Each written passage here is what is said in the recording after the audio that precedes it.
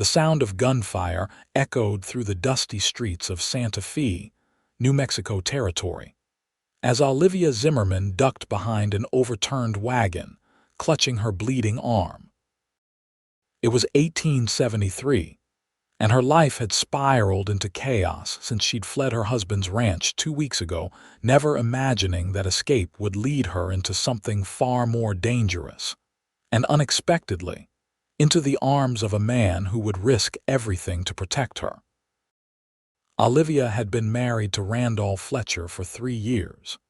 He was a wealthy cattle baron with connections stretching from Santa Fe to Denver, and at first she'd believed his charming facade. The respectable businessman who'd courted her with poetry and promises had quickly revealed his true nature after their wedding, a cruel, possessive man with a violent temper and a network of equally dangerous friends. The bullet had only grazed her arm, but the wound stung fiercely as she pressed her shawl against it to stanch the bleeding. She peered around the edge of the wagon, her heart pounding, watching as the gunman, one of her husband's loyal ranch hands, scanned the street for her.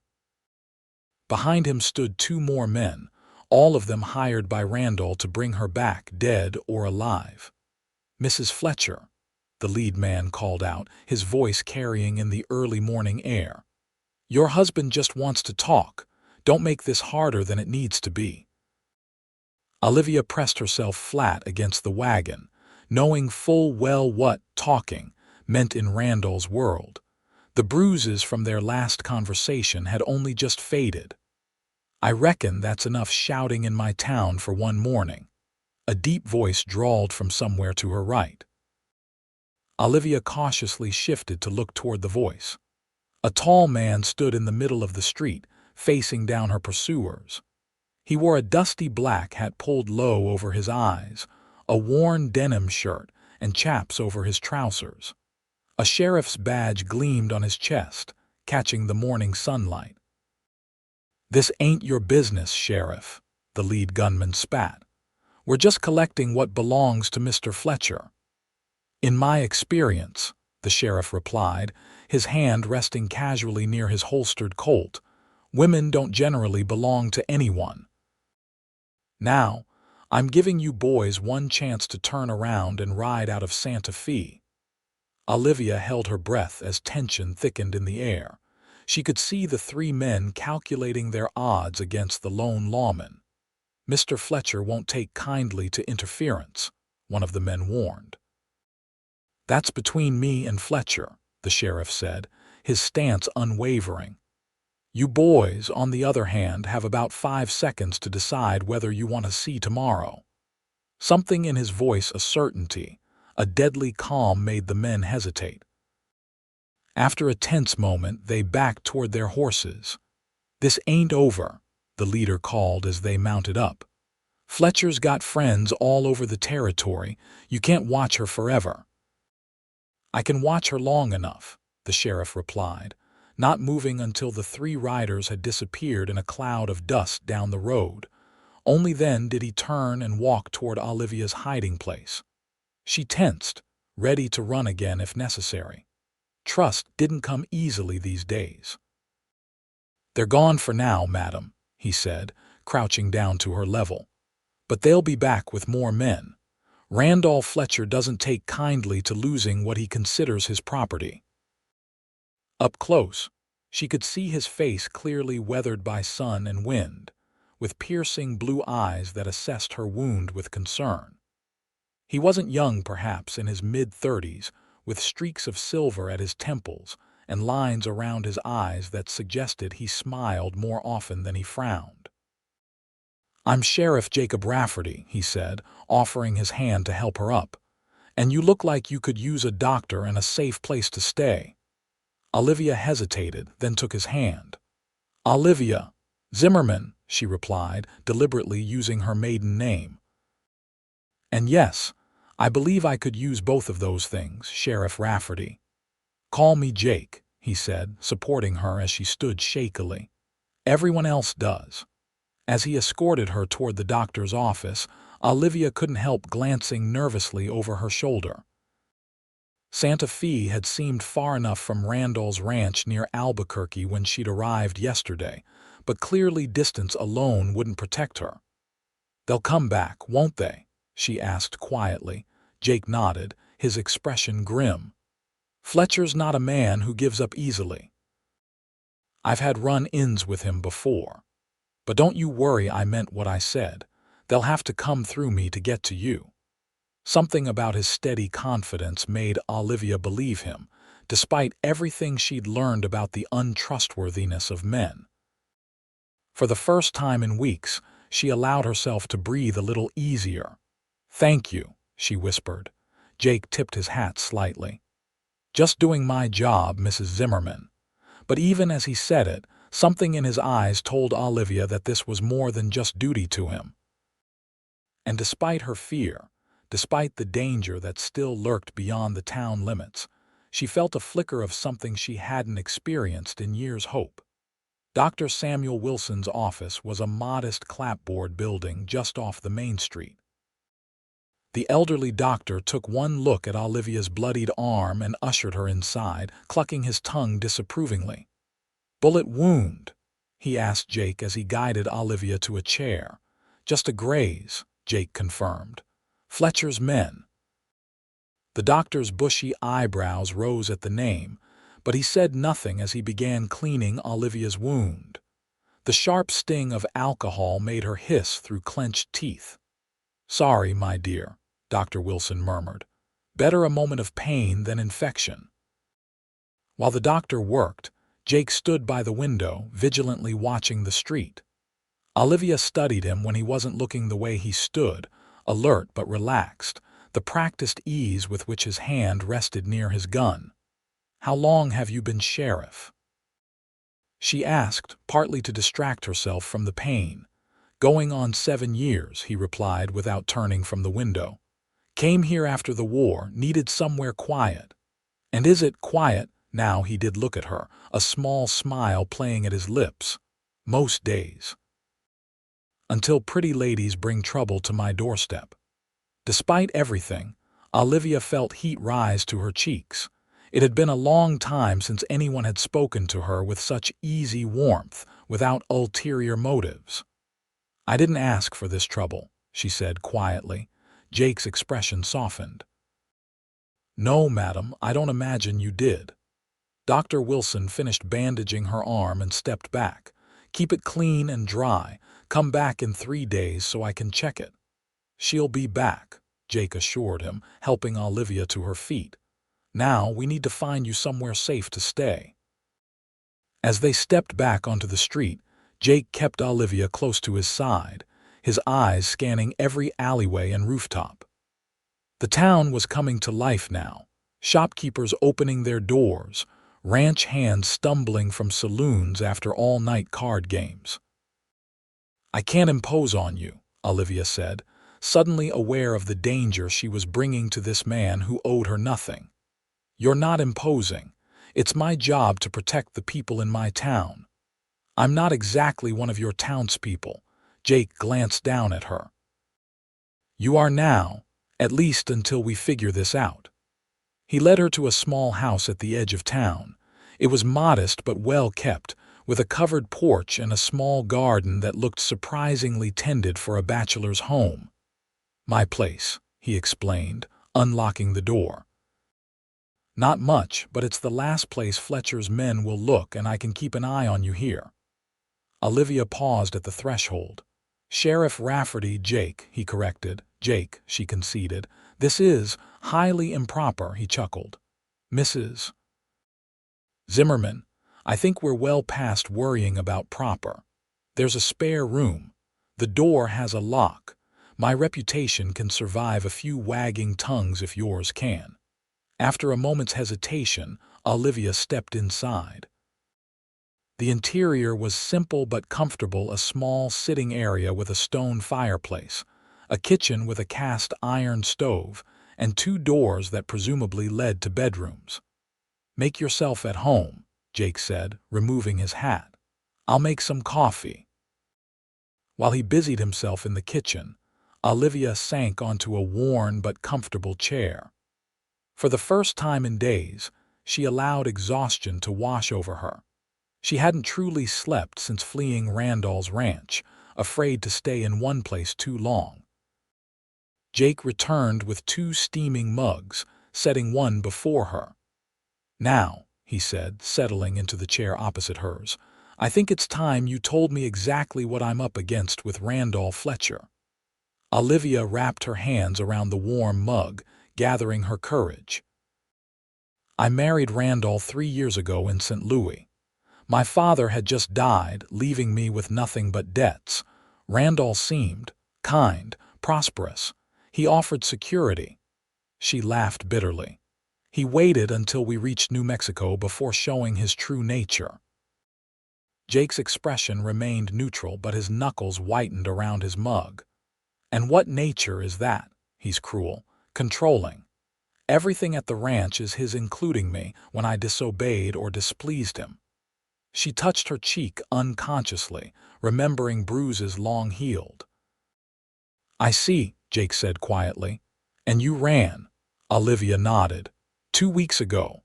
He was in Albuquerque on business. I took what little money I could find, some clothing, and fled. I've been moving from town to town since then." "How did he find you?" "He has friends everywhere, ranchers, businessmen, politicians, eyes watching for me throughout the territory." She sipped her coffee, welcoming the bitter warmth. "I thought Santa Fe might be far enough, but Fletcher's reach is long," Jake finished for her. "I've had dealings with him before. He tried to buy land here a few years back, land that wasn't for sale. Didn't take kindly to being refused." "That sounds like Randall," Olivia murmured. "He believes everything has a price and everyone." Jake studied her for a long moment. "Not everyone, Mrs. Zimmerman." Something in his tone made her look up, meeting his gaze. What she saw there, integrity, determination, was so different from what she'd grown accustomed to in Randall's world that it left her momentarily speechless. "What happens now?" she finally asked. "Now, you rest. I'll make arrangements, send some telegrams. There are legal ways to handle this." "Randall doesn't respect laws," Olivia warned. "Only power and violence." Jake's smile didn't reach his eyes. "Then it's fortunate I understand both, but let's try the law first." He showed her to the spare room, small but clean, with a narrow bed, a chest of drawers, and a small window that looked out over the back of the property toward the distant mountains. "Rest," he urged. "I need to check in at the jail, let my deputy know what's happening. I won't be gone long, and no one knows you're here." After he left, Olivia sat on the edge of the bed, uncertain what to make of this turn of events. Sheriff Rafferty seemed honorable, but then, so had Randall when she first met him. Experience had taught her to be wary of seemingly kind men. Still, exhaustion won out. She removed her boots and lay down, intending only to close her eyes for a moment. Instead, she fell into the deep sleep of the truly worn out. When she woke, the quality of light through the window had changed. Late afternoon, she guessed. She rose, smoothed her rumpled dress as best she could, and ventured into the main room. Jake sat at a small table, cleaning his revolver with practiced motions. He looked up as she entered. "Feel better?" "Yes, thank you," she hesitated. "Has there been any news?" "Nothing yet." He reassembled his gun with swift, sure movements. "But I sent word to the territorial marshal. Fletcher may have friends, but so do I." Olivia sat across from him. "You're taking a considerable risk for a stranger. My job is to uphold the law.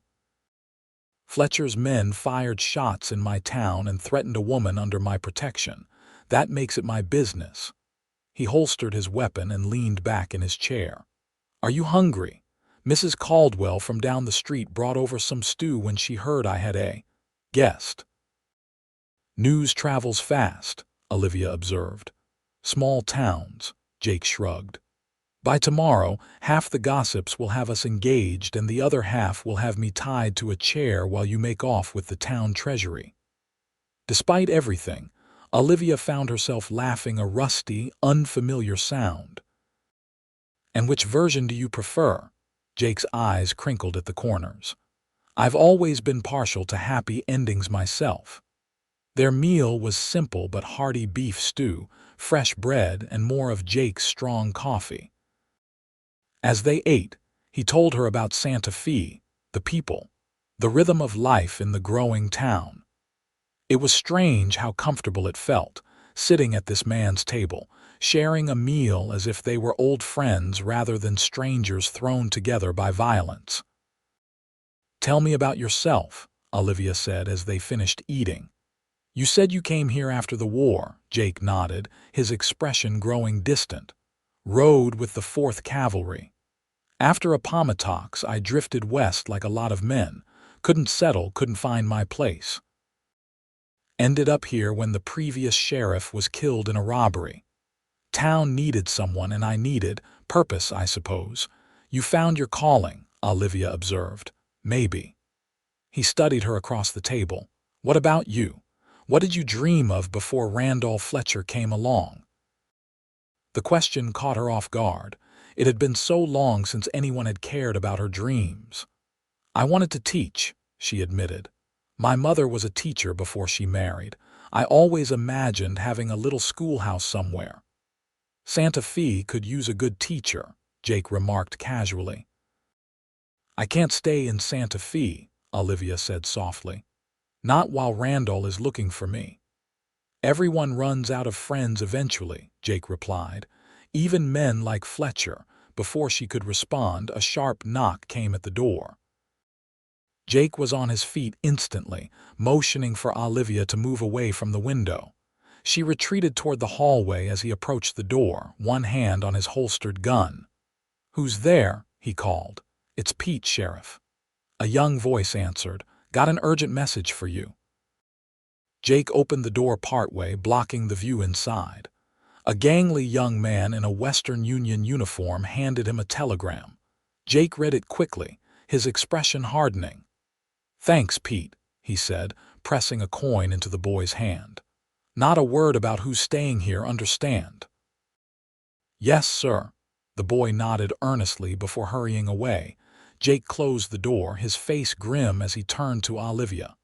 "What is it?" she asked, dread pooling in her stomach. "Fletcher's gathered a larger party. 8 men heading this way from Albuquerque. They'll be here by morning."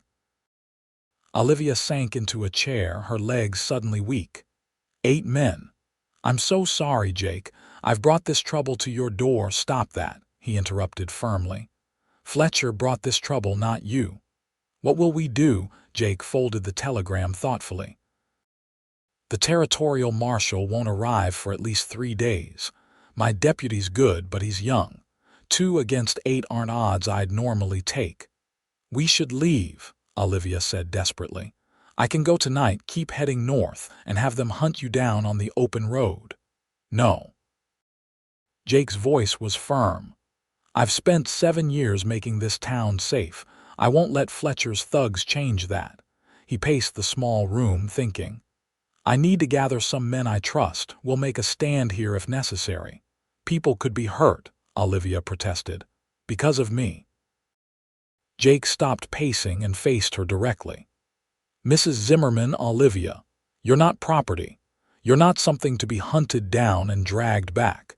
If the men of this town won't stand up for that principle, then I haven't done my job these past 7 years."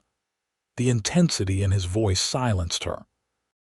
This was more than duty to him, it was a matter of right and wrong, plain and simple. "Stay here," he continued in a gentler tone. "Keep the doors locked. I'll be back as soon as I can." After he left, Olivia moved around the small house restlessly, unable to settle. Through the window, she watched the sun sink behind the distant mountains, painting the sky in shades of orange and purple. In another life, she might have found it beautiful. As darkness fell, she lit a lamp and sat by the window, watching the street. Twice she saw men pass by, ordinary townspeople. Not Fletcher's men, but still she tensed until they had disappeared from view. It was nearly midnight when Jake returned. accompanied by 4 men. They gathered around his table while Olivia remained in the background, listening as Jake laid out his plan. "Fletcher's men will likely arrive around dawn," he explained. "They'll expect to find me at the jail, maybe with Mrs. Zimmerman in protective custody there." "It's a bad position to defend," remarked one of the men, a grizzled miner named Harkins. "Too many windows, doors not strong." "Exactly," Jake nodded. "That's why we're not going to be there. Tom," he addressed his young deputy, "you'll open up as usual but stay clear of the windows. The rest of us will be positioned strategically. Mrs. Zimmerman will remain here." "You think they'll come in shooting?" asked another man whom Jake had introduced as Mr. Donnelly, the blacksmith. "Fletcher wants this handled quietly if possible. His reputation as a businessman is important to him. They'll try intimidation first, maybe offer a bribe. When that fails, they'll resort to force." The men discussed positions, signals, contingencies. Olivia marveled at how these men who owed her nothing were willing to risk themselves for a principle, for Jake's word that she deserved protection. When the meeting concluded and the men filed out, Jake approached her.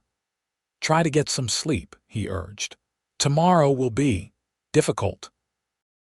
"I can't ask these men to risk their lives," Olivia said softly. "You didn't ask." "I did." Jake's voice was gentle but firm. "And they agreed because it's the right thing to do.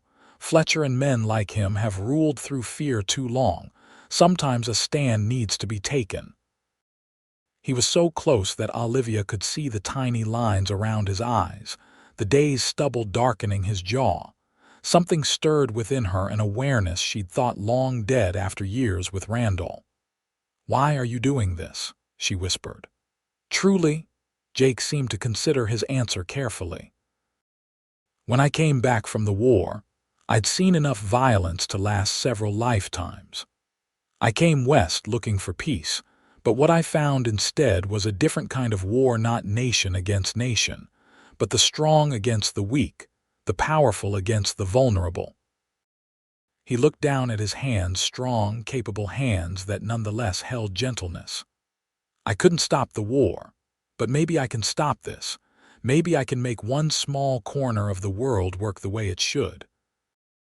His gaze met hers, and in that moment, Olivia saw something that frightened and exhilarated her, not just determination or duty, but a deeper emotion she wasn't ready to name.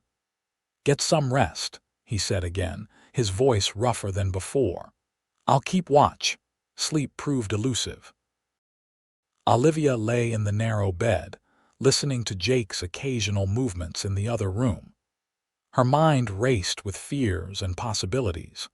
If Fletcher's men succeeded tomorrow, she would be dragged back to a life worse than prison. If they failed, Randall would only send more men, perhaps come himself next time. And even if she somehow escaped Randall's grasp permanently, what then? Where could she go? What life could she build from the ashes of her past? Dawn came too quickly, pale light seeping through the curtains. Olivia rose and dressed in the same travel-worn clothes, wishing fleetingly for something clean and fresh. She braided her dark hair and pinned it up as neatly as possible, determined to face whatever came with dignity. In the main room, Jake stood by the window, a rifle in his hands. He'd changed into a clean shirt, his badge polished and prominent on his chest. "They're coming," he said without preamble. "Dust cloud on the south road." Olivia moved to stand beside him, peering out at the distant plume of dust, her heart hammered against her ribs. "Stay here," Jake instructed. Door locked, away from the windows. "If things go wrong," he hesitated. "There's a horse saddled behind Johnson's livery stable. Head north toward Taos.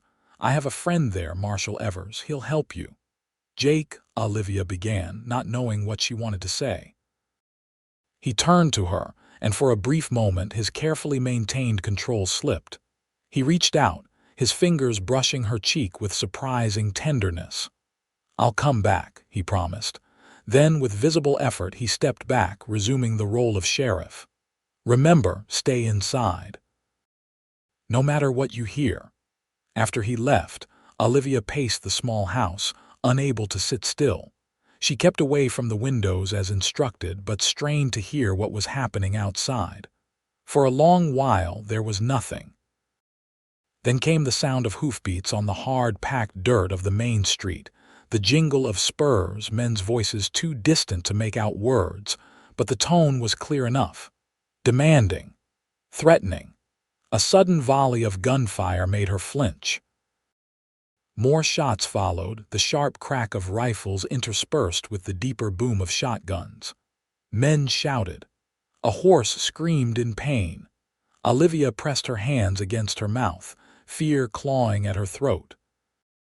This was her fault. Men were dying because of her decision to flee, because of Jake's decision to help her. The gunfire intensified, then gradually subsided.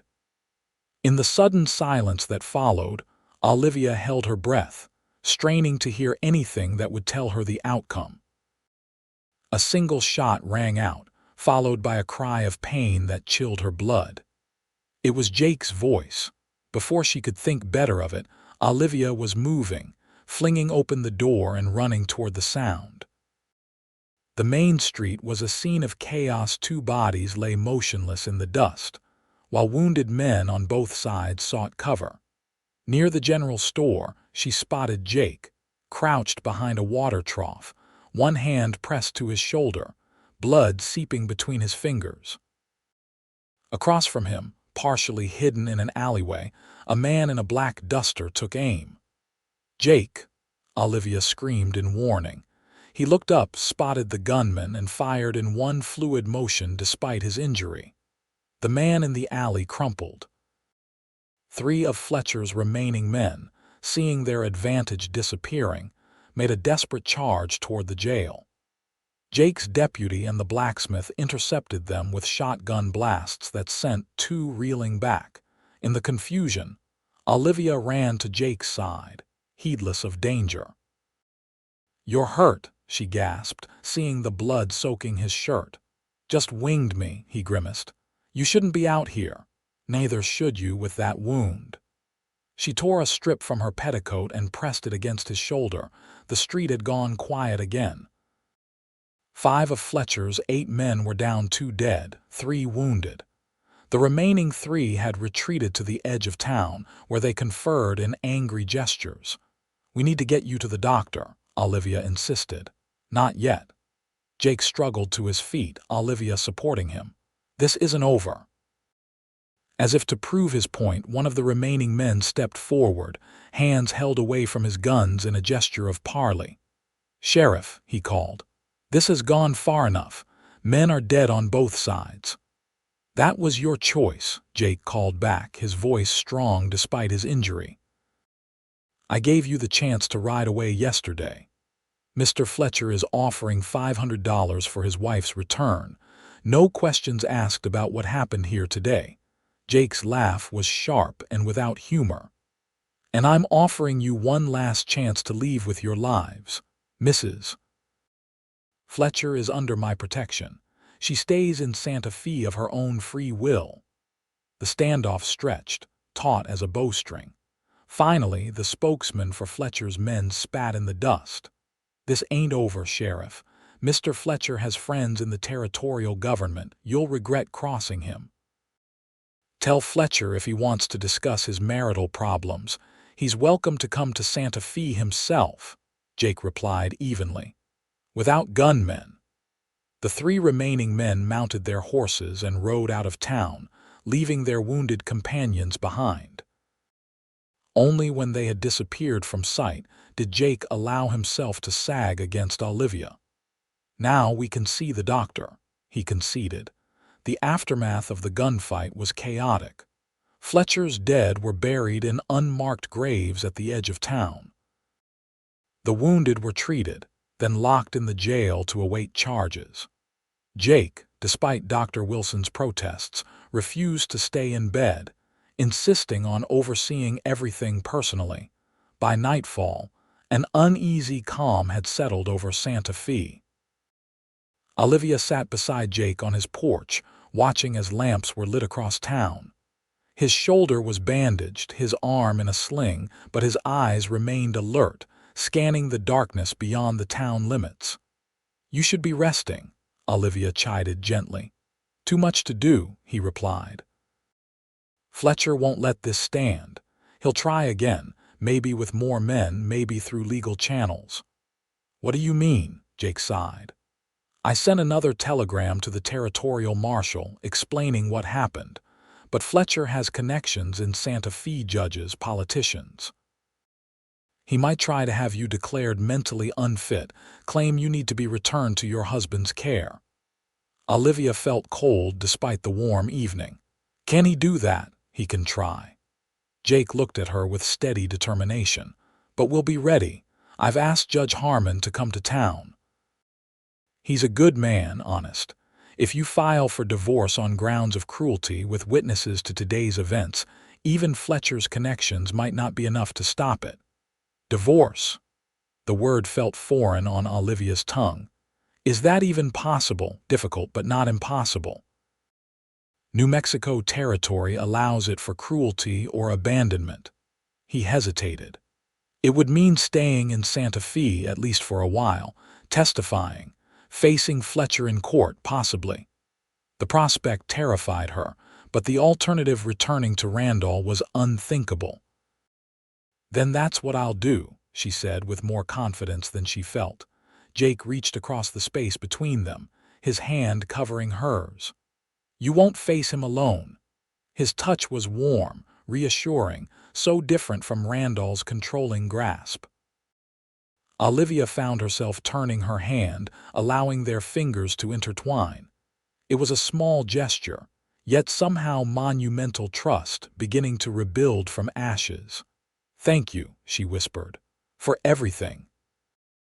They sat in companionable silence as darkness deepened around them, the stars emerging one by one in the vast New Mexico sky. For the first time in years, Olivia felt something like peace. That peace was shattered 3 days later with the arrival of a legal notice, delivered by a nervous-looking clerk from the territorial court in Santa Fe. Olivia read it with trembling hands while Jake looked over her shoulder, his expression darkening. "He's petitioning for your return," Jake summarized grimly, "claiming you're suffering from female hysteria and delusions, that you need medical treatment under his supervision." "It's absurd," Olivia whispered, the paper shaking in her grasp.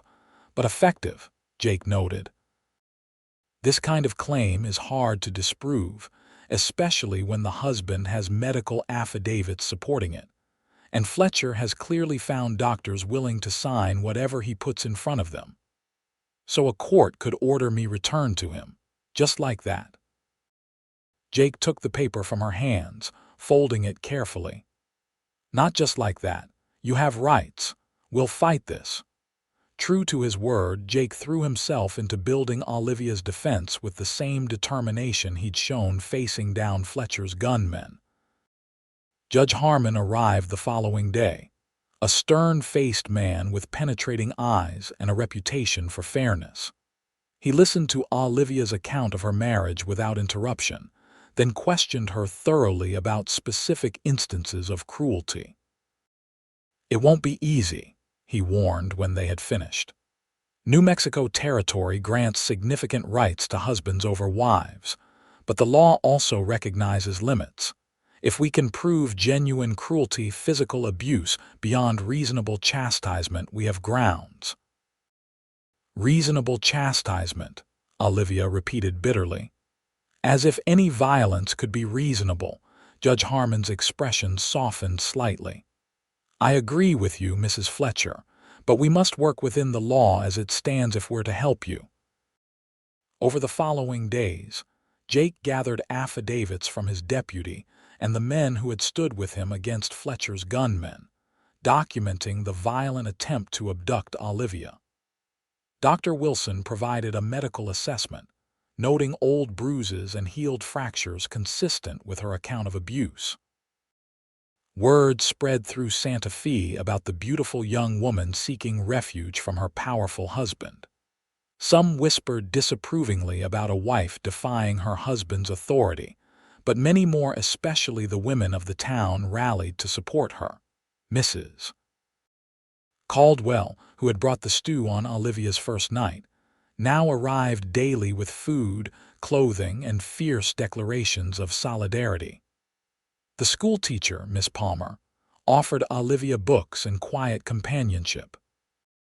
Even the wives of prominent businessmen began to call, bringing small gifts and carefully worded support.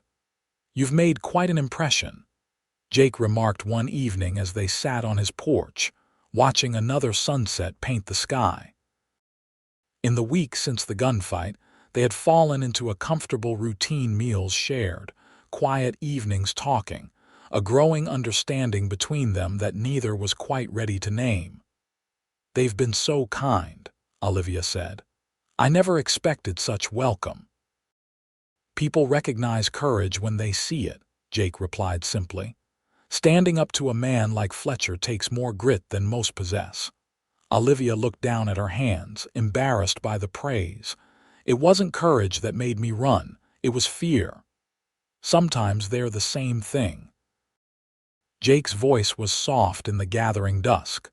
"Doing what needs doing, despite being afraid." She glanced at him, this man who had risked his life for her when she was nothing but a stranger to him. His wound was healing well, though he still favored that shoulder. In the golden light of sunset, with his guard down, he looked younger somehow, the lines of worry around his eyes less pronounced. "Why did you help me?" she asked, the question that had been in her heart since that first morning when he faced down Fletcher's men. Jake was quiet for a long moment, considering. "When I was a boy," he finally said, "my mother died. My father changed, started drinking. His temper grew fierce." His fingers absently traced the faint scar near his temple. "My sister and I learned to be small, quiet, invisible when he was in one of his moods." Olivia listened, hardly breathing, understanding now where his determination came from. "There was a sheriff in our town," Jake continued. "He saw the bruises, knew what was happening, but he did nothing. Said it wasn't his place to interfere between a man and his family." His voice hardened with old anger. "When I became sheriff, I swore I'd never look the other way." Impulsively, Olivia reached for his hand. "Your sister, is she safe?" Jake assured her with a small smile. "Married a good man in Colorado, has 3 children now." He turned his hand in hers, their fingers interlacing naturally. "I'm sorry I couldn't save my mother, but maybe I can help you." The simple honesty of his words touched something deep within her. Before she could respond, the sound of approaching horses drew their attention to the road. A cloud of dust announced riders approaching from the south, a dozen at least, moving at a steady pace toward town. Jake was on his feet instantly, his hand going to the gun at his hip. "Get inside," he ordered, all warmth gone from his voice, replaced by the cool authority of the sheriff. "Is it Fletcher?" Olivia asked, fear clutching at her throat. "I can't tell yet, but that's too many riders for a casual visit. Go inside, lock the door. If there's trouble, you know where to go." Olivia reluctantly obeyed, watching from the window as Jake strode toward the center of town, his deputy and several other men converging to meet the approaching riders. As the dust cleared, she could see the riders, clearly well-dressed men on fine horses, led by a familiar figure that made her blood run cold. Randolph Fletcher had come himself this time. He sat astride his black stallion like a conquering general, impeccably dressed in a tailored suit, despite the dust of travel. Beside him rode men Olivia recognized as business associates and political allies: the banker from Albuquerque, a territorial judge, the owner of the largest mercantile company in New Mexico. They halted in the center of town, facing Jake and his smaller group of supporters. Though she couldn't hear the words exchanged, Olivia could read the body language easily enough. Randall's arrogant confidence, Jake's unwavering stance. After several minutes of what appeared to be increasingly heated discussion, Randall gestured imperiously toward Jake's house. Understanding hit Olivia like a physical blow. He knew she was there. Someone in town had betrayed her location. She watched, paralyzed with fear, as Jake shook his head firmly. Randall's face darkened with anger. He dismounted, striding toward Jake with one hand raised, a finger jabbing at the sheriff's chest. The confrontation continued for several more minutes before the riders reluctantly turned their horses and headed toward the town's small hotel. Only then did Jake return to the house, his expression grim. "Fletcher's here with reinforcements," he confirmed as he entered. "Not gunmen this time, men of influence.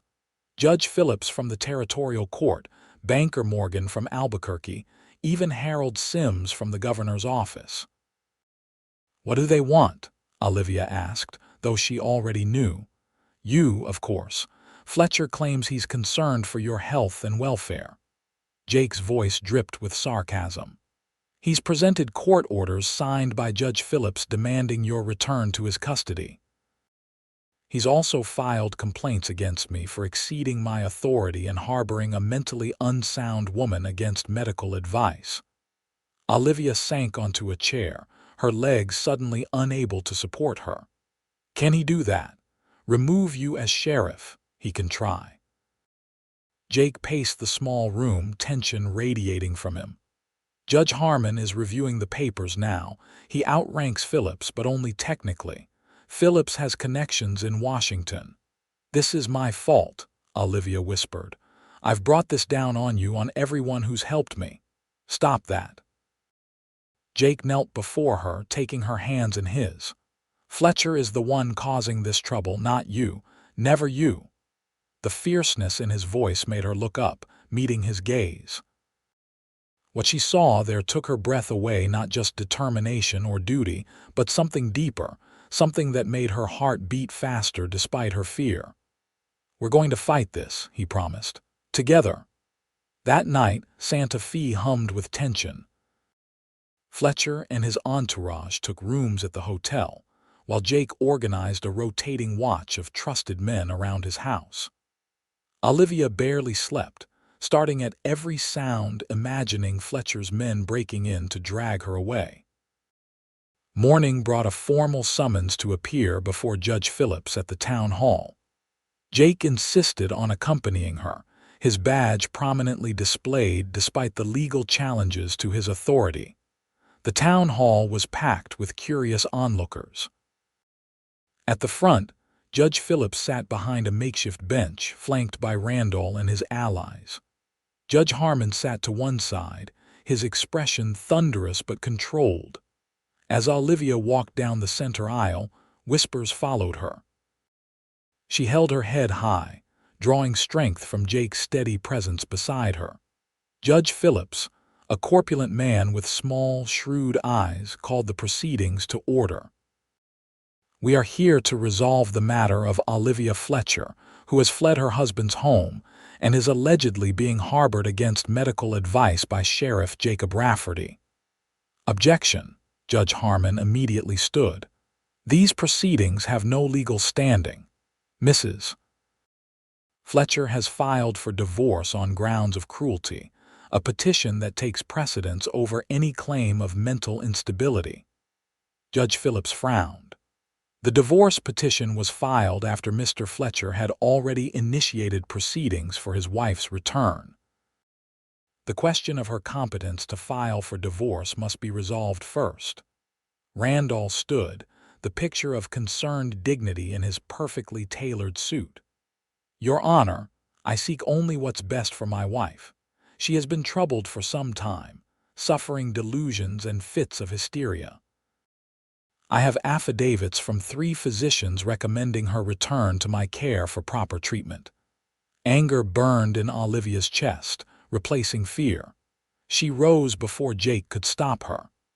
"I am not delusional or hysterical," she said clearly, her voice carrying through the hall.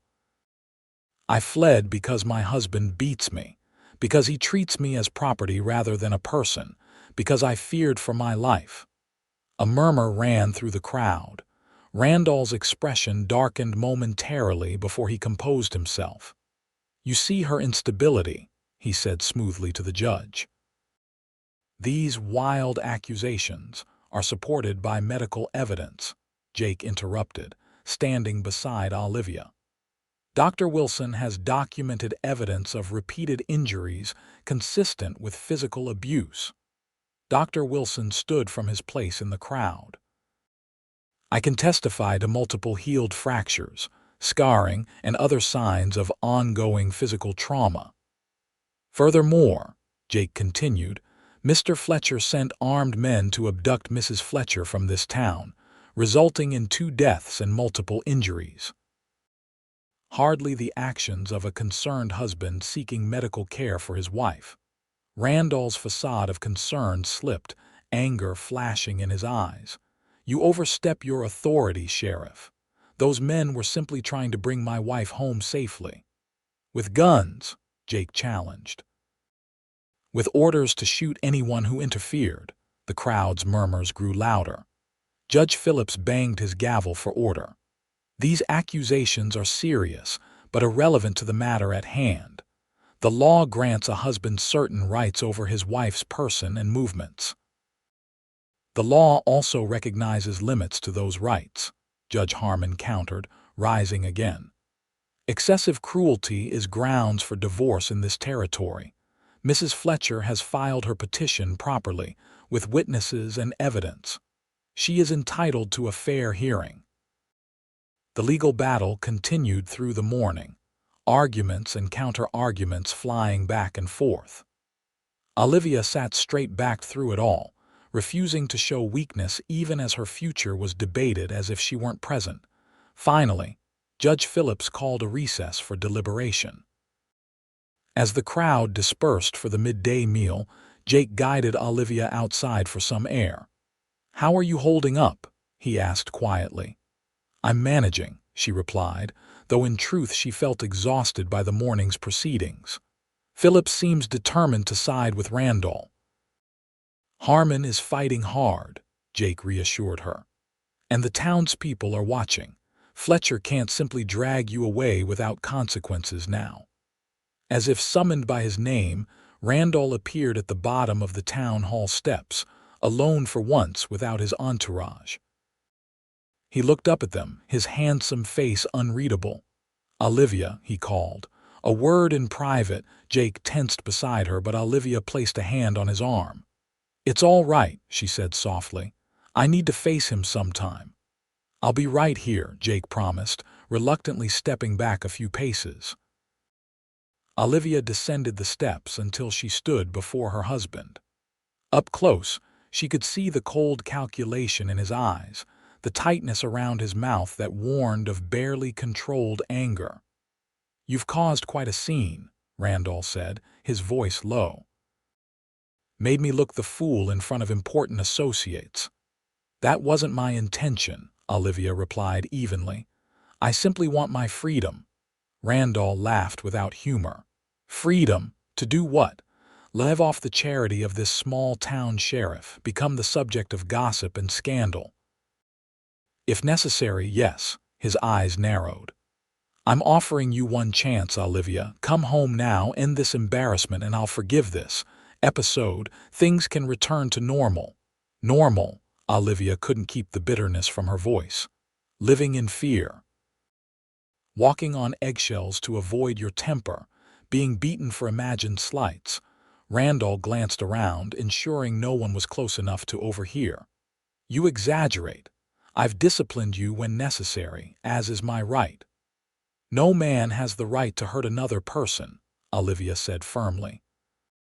"I see that now, even if the law hasn't caught up to that truth." Something dangerous flashed in Randall's eyes. "You think your sheriff can protect you? He's nothing. One word from my friends in Santa Fe and he loses that badge." One word to my associates in Washington, and he'll never work in law enforcement again. Is that what you want? To destroy the man who's helped you, all for your selfish freedom?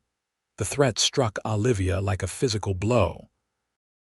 She hadn't considered how far Randall might go to punish not just her but those who helped her. "Leave Jake out of this," she said, her voice dropping. "This is between us." Randall's smile was triumphant. "Then come home, tonight, quietly. Tell your sheriff you've reconsidered, that you want to reconcile with your loving husband. Do that, and I'll drop the complaints against him. Refuse, and I'll destroy him, this town, and anyone else who's sheltered you." Before Olivia could respond, Jake approached, having sensed the tension in their conversation. "Everything all right here?" he asked, his hand casually near his holstered gun. "Perfectly fine, Sheriff," Randall replied smoothly. "Just having a private conversation with my wife." "Ex-wife once the judge rules," Jake corrected pointedly. Randall's smile didn't reach his eyes. "We'll see about that," he nodded to Olivia. "Consider my offer." With that, he turned and walked away, every line of his body conveying absolute confidence. "What offer?" Jake asked quietly when Randall was out of earshot. Olivia hesitated. How could she tell him that Randall was threatening his livelihood, his reputation, everything he'd built in Santa Fe? How could she admit that she was considering returning to her abuser to protect him? "Nothing important," she lied, not meeting his eyes. "Just more attempts to manipulate me." Jake studied her face, clearly not believing her, but before he could press further, the town hall bell rang, signaling the resumption of proceedings. The afternoon session was briefer but no less intense. Judge Phillips, after reviewing the competing claims, announced his decision. "This court finds that the question of Mrs. Fletcher's competence must be resolved before any divorce proceedings can continue. Therefore, I order that she be returned to her husband's custody for a period of 30 days, during which time 3 independent physicians will evaluate her mental state." A gasp ran through the crowd. Beside her, Olivia felt Jake go rigid with anger. "This is outrageous," Judge Harmon protested. "You're essentially remanding a potential victim back to her abuser on his word alone." "I've taken that concern into account," Judge Phillips replied smoothly. "Mr. Fletcher has agreed to housing Mrs. Fletcher in a separate residence in Albuquerque during this evaluation period, with appropriate female companions for propriety. She will not be alone with him. A residence he controls with companions he pays," Jake interjected bitterly. "How is that protection?" Judge Phillips fixed him with a cold stare. "You are very close to contempt, Sheriff Rafferty. This court has ruled. Mrs. Fletcher will depart for Albuquerque tomorrow morning with her husband and his party." The pronouncement fell like a hammer blow. Olivia sat frozen, unable to process that after everything, she was being handed back to Randall like a piece of property. The crowd dispersed in murmurs of discontent. As Jake helped Olivia to her feet, she felt numb, disconnected from her body. "This isn't over," Jake promised fiercely as they left the town hall. "Harmon is drafting an appeal to the Territorial Supreme Court. We'll fight this." But Olivia barely heard him. Randall's threat echoed in her mind. If she continued to fight, Jake would pay the price. His career, his reputation, perhaps even his life if Randall's anger grew great enough. They walked back to Jake's house in silence, each lost in thought. The sun was setting, casting long shadows across the dusty street. In less than 24 hours, she would be back in Randall's power, all her courage and sacrifice for nothing. That evening, Jake's friends gathered at his house, strategizing ways to fight Judge Phillips's ruling. Judge Harmon worked on legal arguments while others suggested more direct action, delaying tactics, appeals to the governor, even the possibility of spiriting Olivia away to Colorado or Arizona territory. Through it all, Olivia remained quiet, a plan forming in her mind. As painful as it was, she saw only one way forward that wouldn't destroy Jake along with her. Late that night, after everyone had gone and Jake had finally fallen into exhausted sleep in his chair, Olivia wrote him a letter. Her tears smudged the ink in places, but she forced herself to continue, explaining that she had decided to return to Randall willingly, that Jake should not follow or interfere, that she was grateful for everything he had done. Every word was a lie, but a necessary one to protect him. She placed the letter on the table where he would find it in the morning, gathered the few belongings she had accumulated during her stay, and slipped out into the night. The streets of Santa Fe were quiet, most windows dark. She made her way toward the hotel where Randall and his party were staying, each step feeling like lead. At the hotel entrance, she paused, gathering her courage. Then she entered and asked the sleepy clerk to inform Mr. Fletcher that his wife was here to see him. Randall appeared moments later, still fully dressed despite the late hour, as if he had been expecting her. His smile of triumph made her skin crawl. "I knew you'd come to your senses," he said, taking her arm in a grip that appeared gentle but felt like iron. "You've made the right decision." "I have conditions," Olivia said, forcing strength into her voice. "You drop all complaints against Sheriff Rafferty. You leave him and this town alone. And I want the separate residence Judge Phillips mentioned. I won't live under the same roof with you again." Randall's smile tightened. "You're hardly in a position to make demands, my dear. But as it happens, I'm feeling generous. The sheriff is of no consequence to me once I have you back. And the separate residence was always my intention. Appearances must be maintained after all." He led her upstairs to his suite, where several of his associates were still awake, drinking and playing cards. They looked up in surprise at Olivia's appearance. "Gentlemen, wonderful news," Randall announced. "My wife has decided to reconcile voluntarily. We'll be departing for Albuquerque first thing in the morning." The men offered congratulations that rang hollow in Olivia's ears. One of them, Judge Phillips, gave her a look of such knowing condescension that she had to bite her tongue to keep from lashing out. "Get some rest, my dear," Randall told her, showing her to a small adjoining room. "We have an early start tomorrow." The door closed behind her with a decisive click, followed by the sound of a key turning in the lock. So much for voluntary reconciliation, Olivia thought bitterly. She was a prisoner already. She lay down on the narrow bed without undressing, staring at the ceiling as tears slid silently down her temples. She had sacrificed her freedom to protect Jake, and now she would pay that price for the rest of her life. Morning came too quickly. Randall unlocked her door at dawn, presenting her with a new dress and instructions to make herself presentable for travel. Olivia obeyed mechanically, washing her face, arranging her hair, donning the expensive dress that felt like a costume rather than clothing. By the time she emerged, Randall's party was ready to depart. Horses and carriages waited outside the hotel. Randall himself handed her into a covered carriage with exaggerated courtesy for the benefit of onlookers. As the carriage began to move, Olivia looked back at Santa Fe, at the small town that had briefly offered her hope, at the life she might have had. She searched the growing crowd for Jake, both dreading and longing to see him one last time, but he was nowhere to be seen. They had barely reached the edge of town when the sound of a horse galloping hard reached them. Randall tensed beside her, peering out the carriage window. "Driver, faster," he called sharply. But before the carriage could pick up speed, a rider appeared alongside, a familiar figure on a lathered horse. Jake reached out and grabbed the lead horse's bridle, forcing the carriage to stop. "Mrs. Fletcher," he called, breathing hard. "Olivia," Randall's face darkened with fury.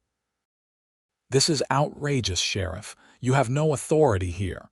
Judge Phillips ruled." "I'm not here about the ruling," Jake interrupted, dismounting and approaching the carriage. "I'm here about this." He held up Olivia's letter. "You didn't choose to go with him willingly, did you? He threatened you, or more likely, he threatened me." Olivia couldn't speak, torn between hope and fear. Randall's hand closed painfully around her wrist in warning.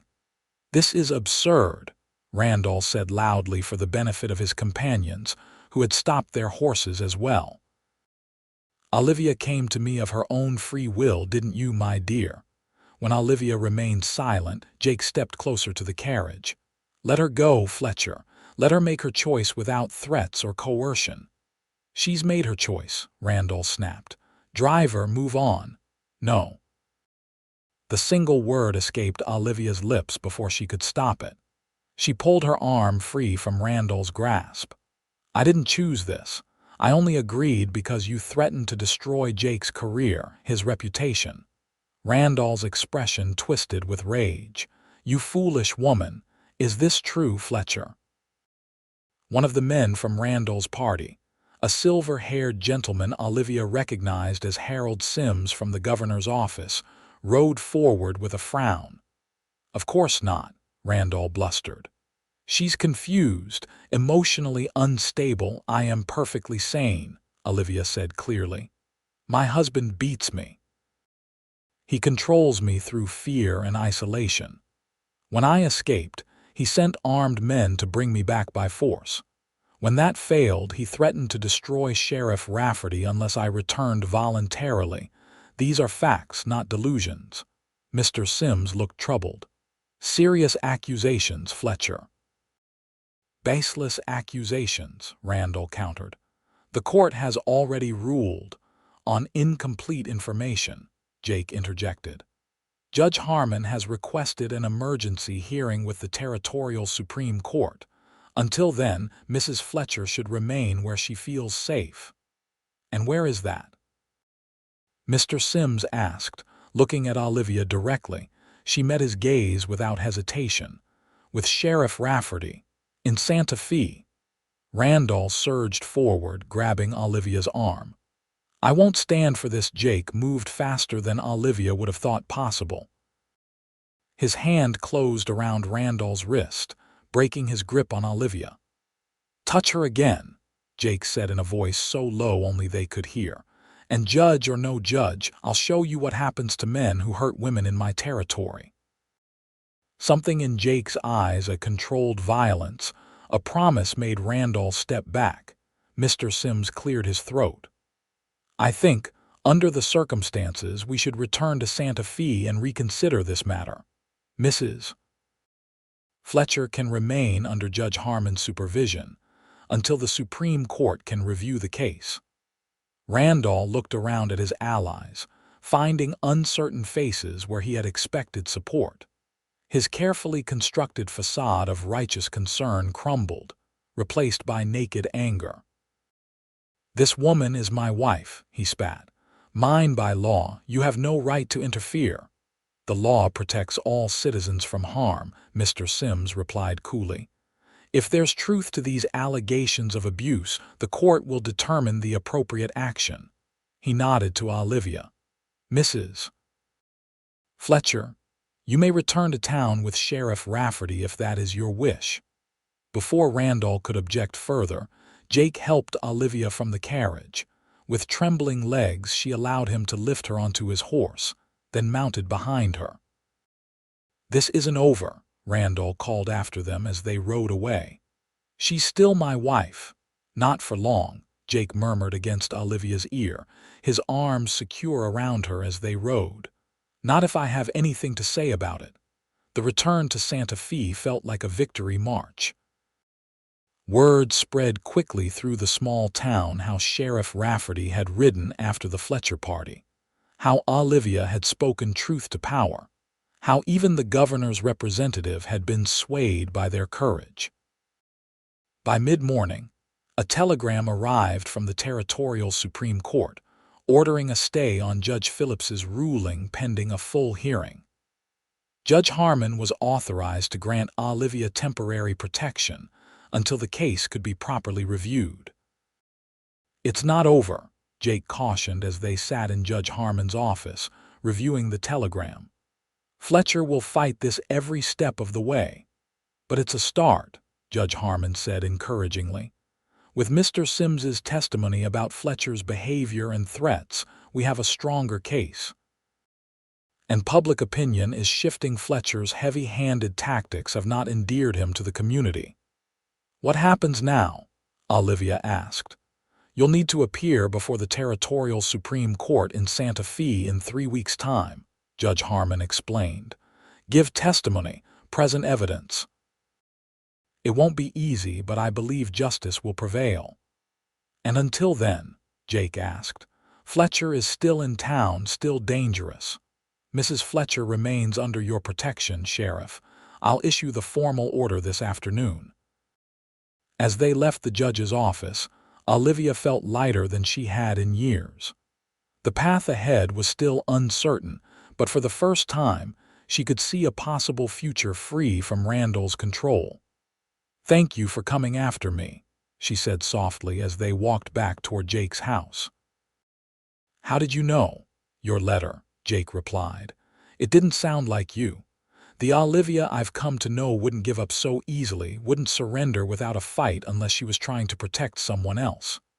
He glanced down at her. "I guessed Fletcher had threatened something you valued enough to sacrifice yourself." Olivia felt warmth spread through her chest at his words. He had come to know her, truly know her, in the short time they'd been together. "He threatened your career, your reputation," she admitted. "Said he'd destroy you if I didn't return to him." Jake's smile was grim but satisfied. "I figured as much. Fletcher doesn't understand that some things can't be bought or bullied: integrity, courage, true affection." That last word hung in the air between them, neither quite ready to examine it too closely. The following weeks were a whirlwind of preparation. Judge Harmon worked tirelessly on Olivia's case, gathering affidavits from witnesses to Fletcher's violent behavior, medical records documenting her injuries, testimonies from women in Albuquerque who had observed Fletcher's controlling behavior toward his wife. Randall remained in Santa Fe, established in the hotel with his diminishing circle of supporters. Several of his allies, uncomfortable with the emerging evidence, had quietly returned to their homes. Judge Phillips departed abruptly after a stern telegram from his superiors at the Territorial Supreme Court. Olivia, meanwhile, began to build a life of possibility. Miss Palmer, the schoolteacher, invited her to assist with lessons, discovering that Olivia had a natural gift for teaching. The women of the town, once hesitant, now embraced her fully, inviting her to sewing circles and church socials. And through it all, Jake remained her steadfast protector and increasingly her friend. Their evenings on the porch continued, conversations flowing easily between them, laughter gradually replacing tension. Sometimes their hands would meet, fingers intertwining naturally, neither acknowledging the growing connection between them. One evening, a week before the Supreme Court hearing, Olivia returned from the schoolhouse to find Jake waiting on the porch with a small box in his hands. "What's this?" she asked, settling beside him in what had become her usual chair. "Something that might help," he replied, opening the box to reveal a simple silver locket. "It belonged to my mother. Inside is a compartment that used to hold a small portrait." He handed it to her, their fingers brushing in the exchange. The locket was beautiful in its simplicity, polished from years of wear. "Jake, I couldn't possibly. I want you to have it," he interrupted gently. "Not just as a gift, but as a reminder. My mother used to say that love should never hurt, never diminish. That true love lifts us up, makes us more ourselves, not less." Olivia felt tears stinging her eyes. She sounds like a wise woman. She was. Jake's voice was soft with memory. She didn't live to see me become the man I wanted to be, but I hope she'd be proud of the choices I've made. I'm certain she would be, Olivia said, clutching the locket. Thank you, I'll treasure it. Jake hesitated, then reached over to take her free hand in his. Olivia, I know the timing isn't right. You're still legally married, still fighting for your freedom. But when this is over, when you're truly free to choose your own path, I hope you might consider staying in Santa Fe. The unspoken question hung between them, too soon to be voiced directly but impossible to ignore. Olivia looked into his eyes, seeing the same hope she felt blooming in her own heart. I can't imagine being anywhere else, she said simply. His smile was worth all the uncertainty, all the struggle that still lay ahead. The morning of the Supreme Court hearing dawned clear and cool. Olivia dressed with care in a new dress sewn by Mrs. Caldwell, modest but becoming, in a shade of blue that matched the locket now hanging around her neck.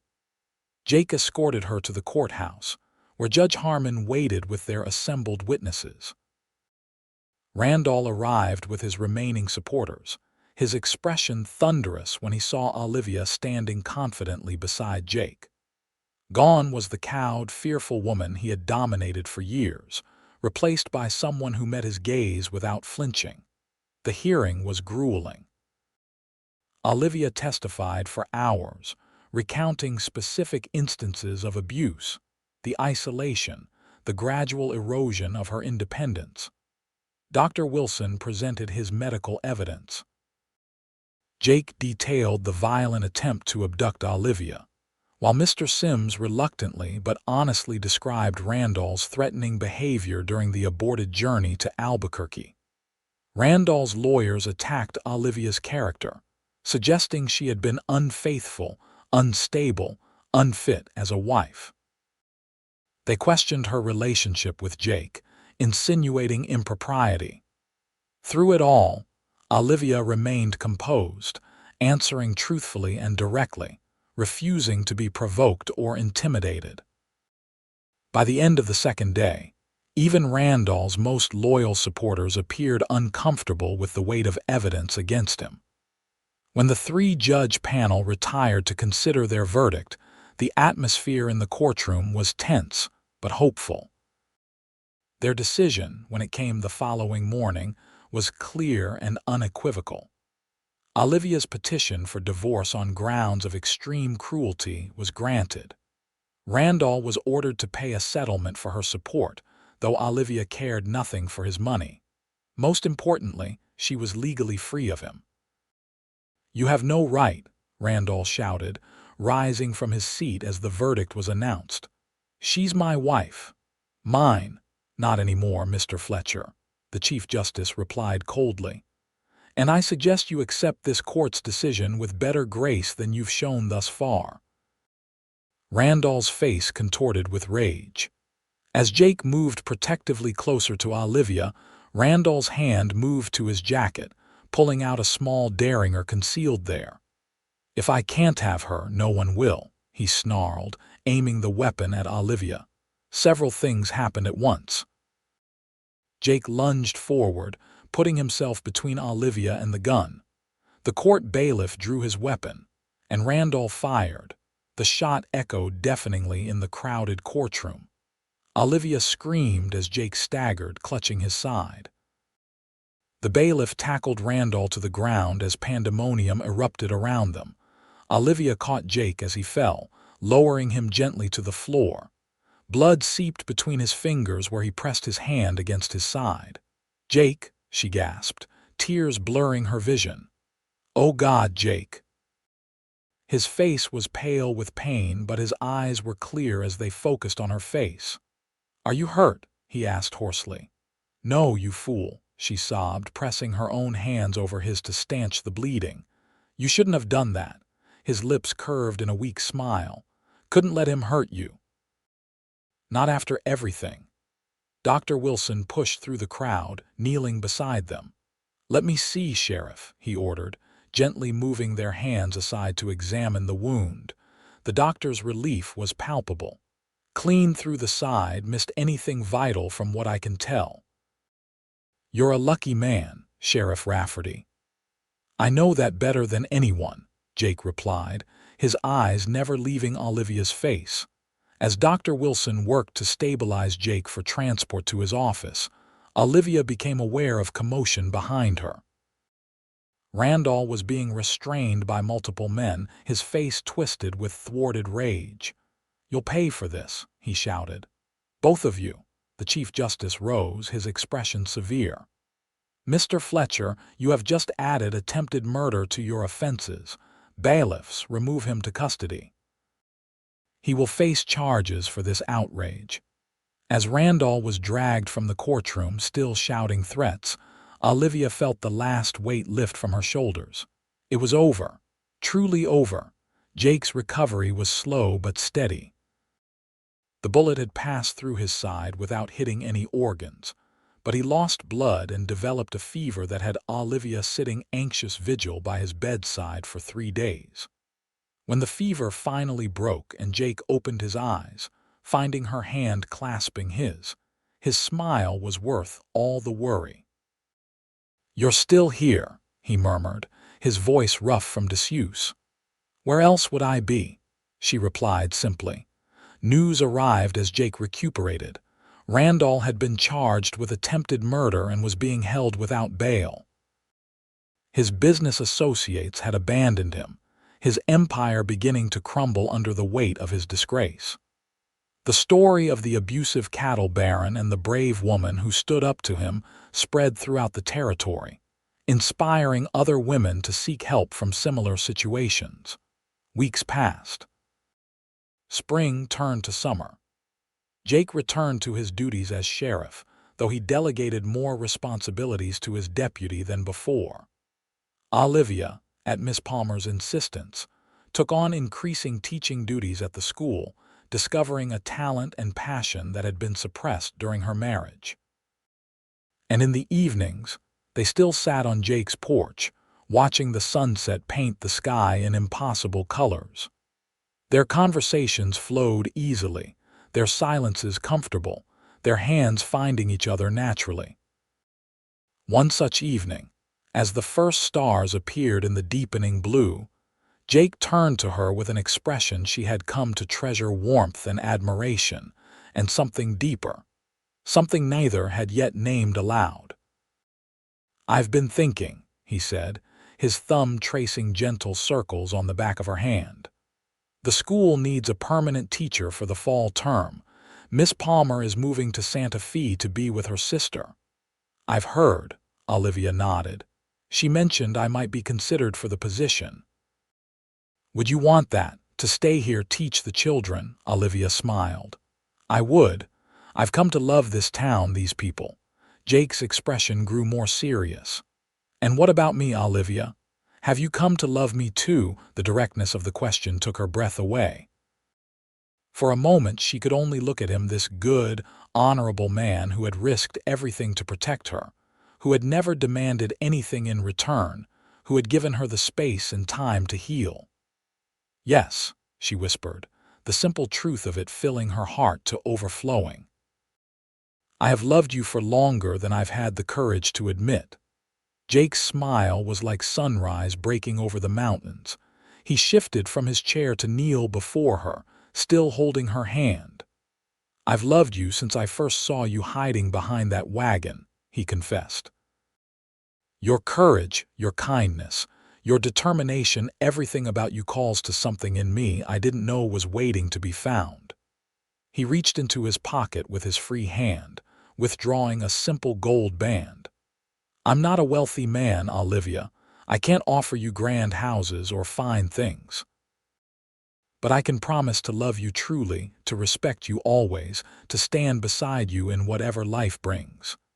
Tears blurred Olivia's vision, but they were tears of joy, not sorrow.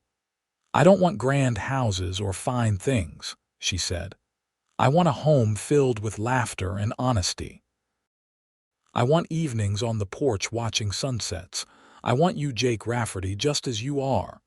"Then marry me," he said simply. "Be my wife, my partner, my heart's companion." "Yes," she answered without hesitation. "Yes, with all my heart." Jake slipped the ring onto her finger, then rose to kiss her, a gentle kiss that held promise and passion in perfect balance. Olivia melted into him, feeling truly safe, truly cherished for the first time in her life. They were married in the small Santa Fe church, as summer turned to autumn, golden leaves drifting around them as they emerged as husband and wife. The entire town turned out to celebrate, tables groaning with food, music and laughter filling the square until well after dark. Jake and Olivia danced under lantern light, oblivious to the admiring glances and approving smiles around them, lost in each other's eyes and the miracle of their found happiness. Later that night, as they stood on the porch of their home now, truly Jake pulled Olivia close against the evening chill. "Happy?" he asked, pressing a kiss to her temple. "Completely," she replied, turning in his arms to face him. "Though I do worry sometimes. Randall is still out there, awaiting trial. What if Jake placed a gentle finger against her lips? No what ifs tonight. Whatever comes, we'll face it together. That's what marriage means, not ownership or control, but partnership. Two people facing life's storms and celebrations side by side." Olivia rose on tiptoe to kiss him, marveling at how far she had come from that terrified woman fleeing her husband's ranch. "Side by side," she agreed, "now and always." 1 year later, as summer again turned to autumn, Olivia sat on their porch swing, a small bundle cradled in her arms. Jake sat beside her, one arm around her shoulders, the other gently stroking their infant son's downy head. "He has your eyes," Jake observed softly. "And your stubbornness," Olivia replied with a smile. "He fought sleep for an hour before finally surrendering." Little Samuel Jacob Rafferty yawned, his tiny fist curled against his mother's breast. He had arrived after a difficult labor, but Dr. Wilson had pronounced both mother and child perfectly healthy, if exhausted. News had reached them 2 months earlier that Randall Fletcher had been convicted of attempted murder and sentenced to 20 years in territorial prison. His business empire had collapsed, his so-called friends having abandoned him to his fate. He was no longer a shadow over their happiness. Jake pressed a kiss to Olivia's temple. "I never imagined I could be this happy," he admitted. "A beautiful wife, a healthy son, a community I'm proud to serve. From the ashes of my old life, something beautiful grew," Olivia mused, leaning her head against his shoulder. "Sometimes I think about that morning. What if you hadn't been on duty when Randall's men came looking for me? What if you'd chosen not to stand between me and them?" "I couldn't have done anything else," Jake said simply. "Some things are meant to be, Livy. Some people are meant to find each other, no matter what stands in their way." As the sun set over Santa Fe, painting the sky in shades of gold and crimson, Olivia Rafferty looked at her husband and son, her family, her heart, her home, and knew with absolute certainty that he was right. From fear had come courage. From pain had come healing. From a desperate escape had come the journey home. And when her husband kissed her as their child slept peacefully in her arms, she knew that this moment, this life, this love was what she had been searching for all along.